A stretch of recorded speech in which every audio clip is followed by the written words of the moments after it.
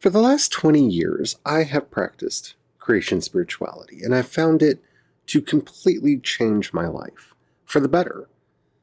And I've done many tutorials on this podcast about various aspects of creation spirituality.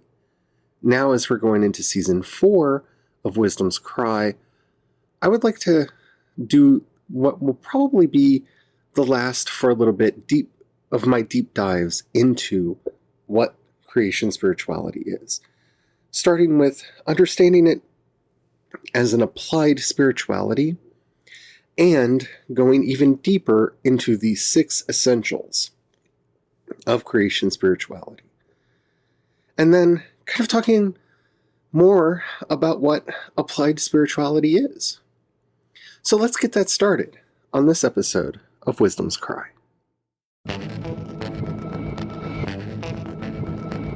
He is the creator and sustainer of all the worlds, whether those worlds are known or unknown to mankind.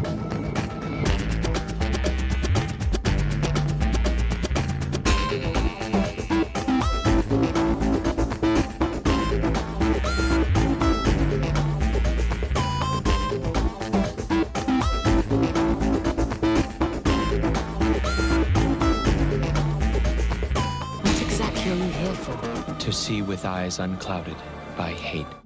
Does not wisdom cry and understanding put forth her voice?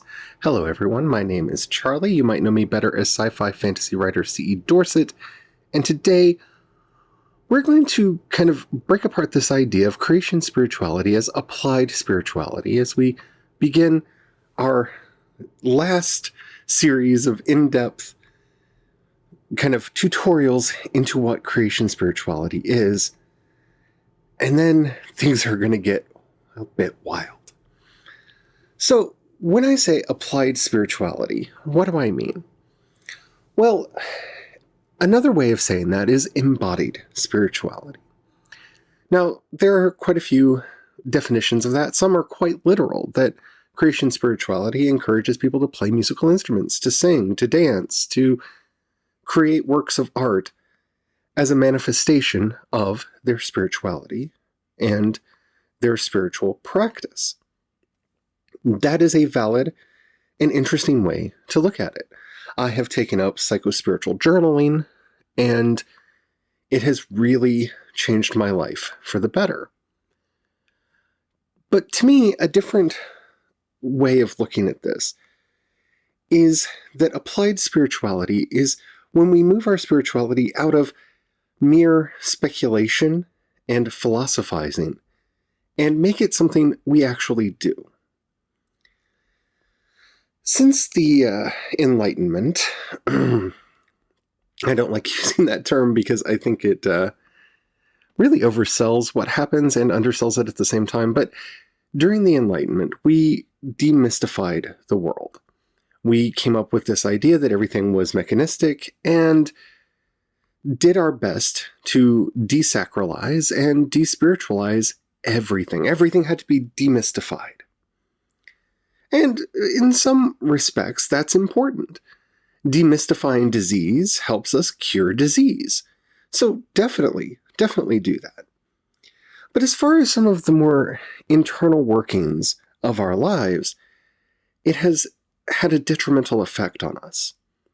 Our emotional states, our passage through life, our experience with the various cognitive energies that flow through us, that has been hampered.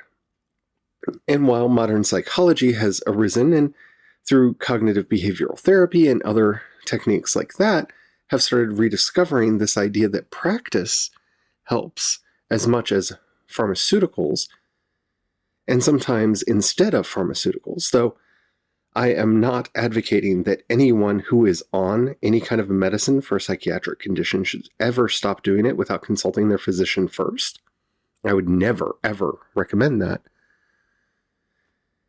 Many of the essential woes that face us come from a lack of spirituality. They do. We are disconnected, and that disconnection creates a lot of anxiety. That anxiety creates worry and stress. That worry and stress leads to depression and other sensations. Now, that is not the exclusive path to there, and there are biochemical pathways as well, and those do need to be treated by medicine. So I want to make sure that I'm not lumped in with those people that are, psychiatry deniers. I am not. Psychiatry has its place, and it's very important. But one of the reasons we see this explosion of anxiety disorders is that we have disconnected from each other, from the world, and from our spiritual existence. Now, I'm not going to say it's a physical manifestation of the lack of godliness in the world, because, that reeks of fall redemption crap, and I'm definitely not going there. But when you feel and are taught and you believe that you are alone, that you are isolated, that you are a separate self, and that only you are responsible for everything that happens in your life, it is inevitable that those beliefs will create stress and anxiety within you. What I'm talking about here with an applied spirituality is that you learn to test all things and hold to that which is true. You actually start testing out these ideas.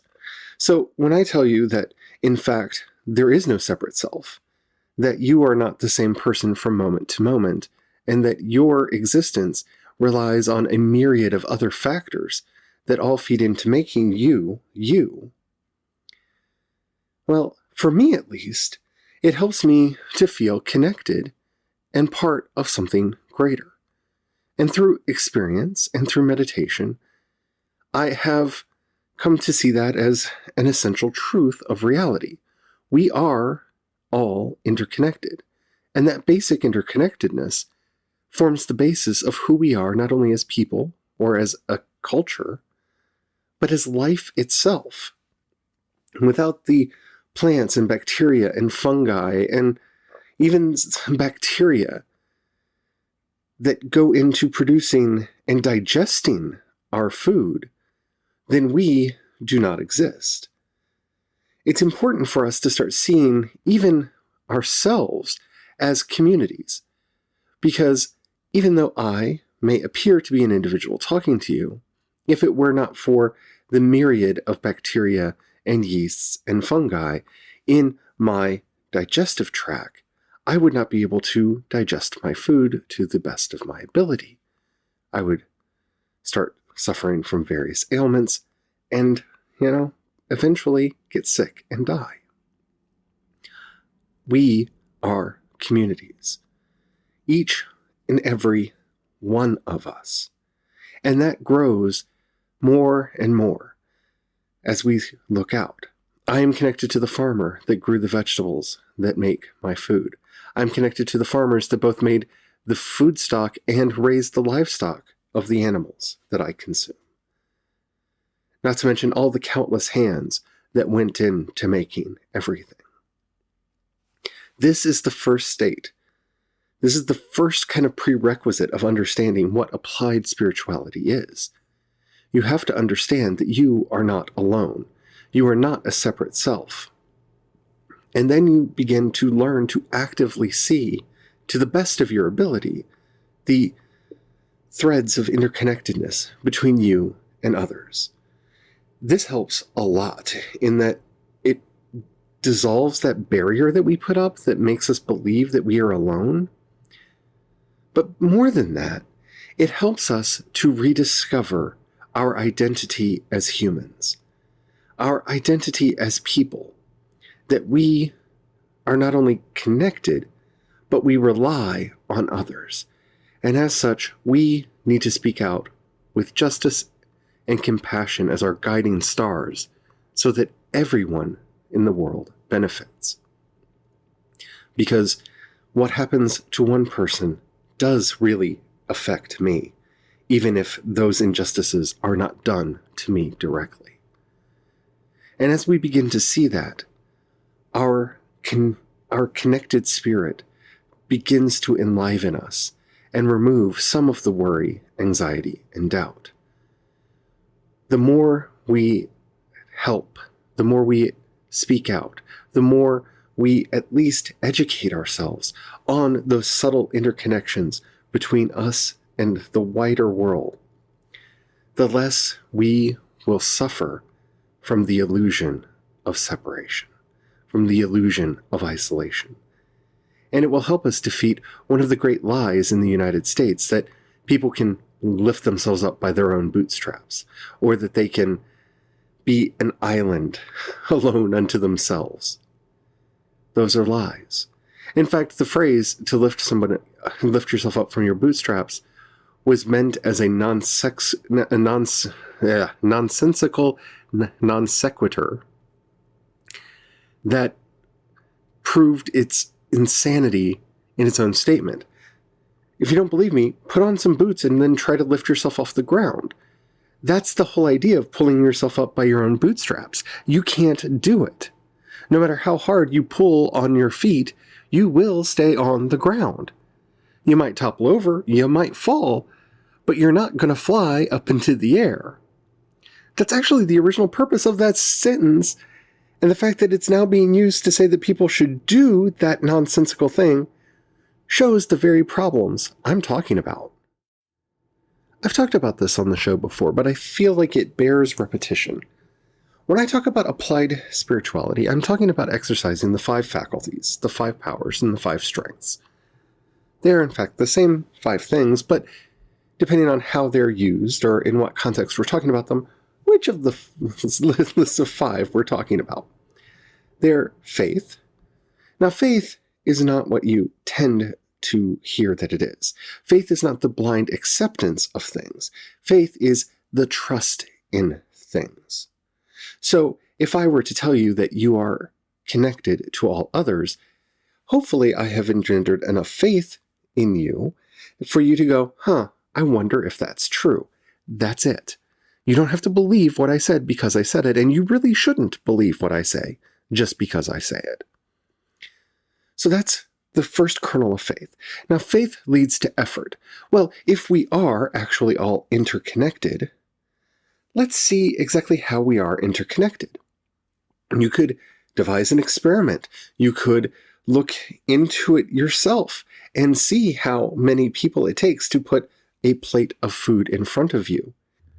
You could look into the studies that show how crime affects all of us, or how oppression affects all of us, even if we're not a part of the oppressed group. That's effort. You put in some kind of an effort. That effort should be designed to test the idea that you originally had faith in. Once you have applied effort, effort leads to mindfulness. Mindfulness is our ability to be aware of things and to understand them. Mindfulness is, as Thich Nhat Hanh says, a magic that is more powerful than we give it credit for being. And it is. And that's something we will be talking about a lot on this show in future. Mindfulness is not simply understanding or perceiving things. It is being with it. So if you were testing our we are all interconnected, well, how does that affect you? How can you become mindful of it? How is the research and the experiments that you've applied effort into bringing you mindfulness of this?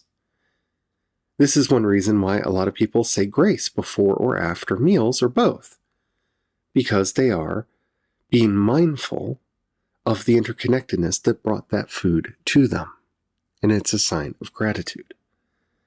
Mindfulness leads to concentration. Now, concentration is focus. It is our ability to zero in and see what is actually there. So you may find some descriptions of interconnectedness more valid than others. And that's okay, because in your experience, that is where you are in your spiritual path. And I'm not saying that you will necessarily grow out of them, but this is the important thing with all spiritual endeavors, and in fact, all endeavors in life, is that we only ascribe a probabilistic number, if you will, a likelihood that what we know is true. if you're ever 100% true on that scale, you really should give it a test, because there is a good chance that you might be wrong or misunderstand something. Everything is probabilistically true. So while there may be a 99% chance that something is true, there's never really a 100% chance that something is true. Okay? All right.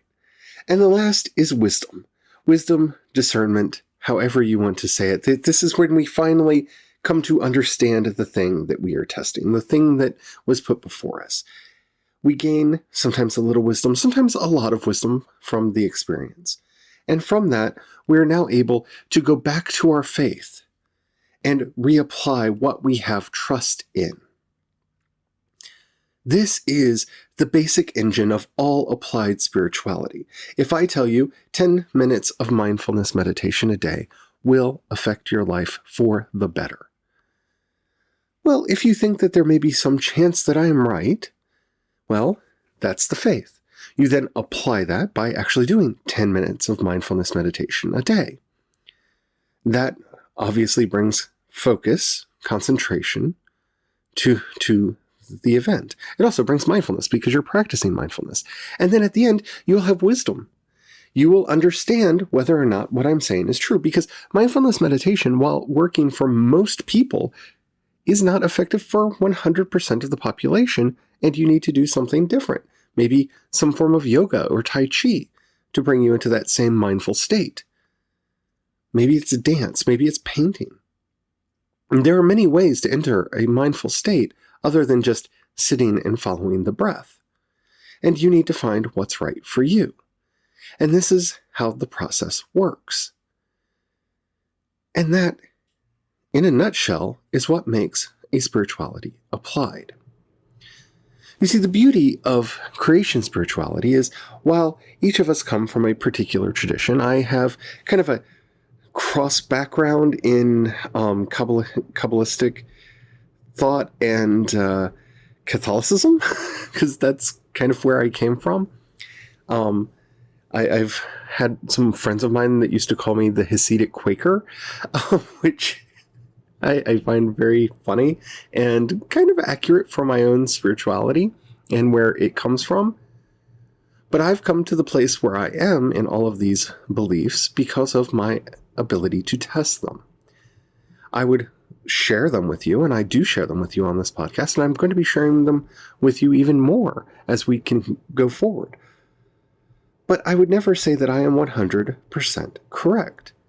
Just because my experience aligns with the reality that I am explaining to you doesn't mean that your mileage will not vary. I find doing daily mindfulness meditation extremely important. I also call the archangels every night before I go to bed. Do I have to do that? For me, yes. I find it very important for my mindfulness and for my state of anxiety and for my own spirituality to do those two practices, for example. Will they help you? They might, but I would never prescribe them saying that you have to do them. If you do not call the archangels before you go to bed, terrible things will happen to you. No, I would never say that. And I would never say that nothing bad will ever happen to you if you call the archangels every night before you go to bed. Because that's not my experience. It's sitting in the presence of the holy ones that helps to give me a feeling of calm and peace. And that helps me drift off to sleep. And it helps me in a lot of other ways as well. And so I have found value in those practices because I have put them through the ringer. And that's all that any good spirituality should ask. Creation spirituality tells you to not only look at your own tradition, but into the tradition of others and test and see. And maybe, just maybe, you'll find something meaningful to you. A lot of the practices that I have incorporated into my life come from Buddhism. And that's fine. I would not consider myself necessarily a Buddhist because while I do believe in taking refuge in the Buddha, the Dharma, and the Sangha, I interpret those words very differently from somebody who is a Buddhist because they are translated in my mind into a Christian context. Because that is after all, my default mode. That is how I am wired. That's how I work. And that's all we're asking. You learn how to apply spirituality so that it works best for you. Because this is very important. Anybody that tells you that they know exactly what you have to do to be saved is a cult leader. Anyone who tells you that they have absolute knowledge is a cult leader. Anyone who tells you that they are 100% right and can never, ever be challenged is a cult leader, and you should not listen to them. Questions are the heart of spirituality. We come together as mystics to enter the great cloud of unknowing together. And as we grope in the darkness, we share the wisdom we glean with each other in hopes that we will understand the great and terrible mystery even more together than we ever could alone. And that is the heart of creation spirituality. So as we go forward, the next 6 episodes are going to be on each of the 6 principles of creation spirituality, and then we're going to have some fun. I hope you come along for the ride. If you have any questions, comments, or topics you'd like to hear discussed on the show, down in the show notes, you'll find a link to the voice message system. Keep it short, keep it clean. I would love to hear from you. You can also find links to everything that I do over at wisdomscry.com. I hate doing this one, but it does help out a lot. If you have $1 you can pass my way, in the show notes, you'll find a link for listener support. That money goes directly to me. I'm not going to lie. It goes to me to pay for my bills and stuff. Once I get to the point where I don't need it to pay basic income, I will be talking to you about what charities and other places we can put that money to put it to good use. But, you know, it's a terrible reality that we live in, that I have to be able to keep the lights on and food on the table and all that other stuff. So thank you to everyone who does that. If you don't have any money or you don't feel like giving, that is 100% all right. Don't ever trust any of those people that are like, God will punish you or God will bless you. No. You'll have my thanks if you do it, and I completely understand if you don't. Everyone else. Anyway, thank you to everybody who does that. But if you don't want to do that or can't, think about sharing what I'm doing. It does help out a lot. So until next time, stay well, stay safe. And as always, let us end with a prayer. May wisdom bless you and keep you and help you to find your path in this world. May you be well, may you be whole, and may you find your way home. In the name of Jesus Christ we pray. Amen.